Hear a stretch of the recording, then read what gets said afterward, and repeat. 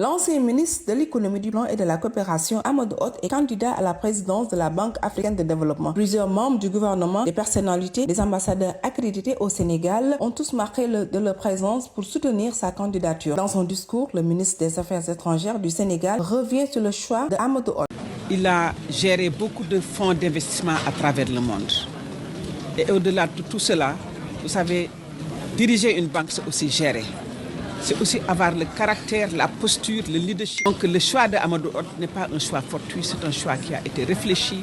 Il y a beaucoup de Sénégalais certainement qui étaient dans une posture de diriger la banque, mais Amadou Hott est le meilleur candidat pour ça. L'ancien ministre des Finances, Amadou Hott, cumule d'une vingtaine d'années d'expérience dans des domaines tels que le financement des structures, la gestion des fonds, la banque d'investissement, entre autres. Amadou Hott exprime son souhait et sa vision pour la BAD. Ma vision pour transformer cette institution avec l'appui de toutes les parties prenantes repose sur des actions concrètes et qui sont articulées autour de 5 axes stratégiques que je nommerai les facilitateurs institutionnels. Premièrement, je mobiliserai massivement des ressources tout en préservant la notation AAA de notre institution.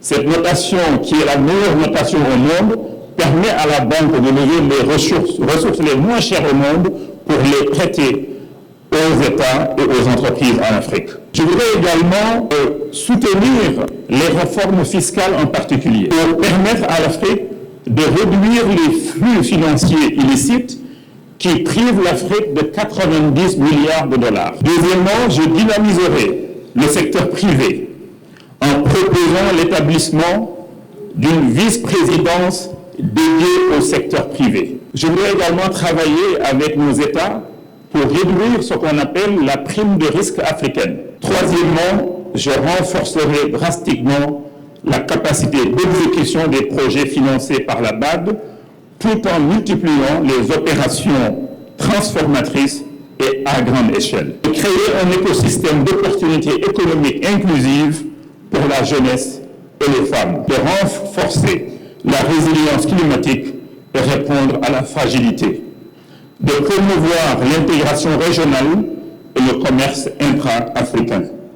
Excellence, je sollicite votre confiance et le soutien de vos gouvernements avec une promesse. Faire de cette vision une réalité pour impulser une prospérité durable pour l'Afrique. La rencontre vise à informer le public sur le choix de cette candidature et valoriser les atouts du candidat. Le successeur du Nigérien sera désigné le 29 mai à Abidjan.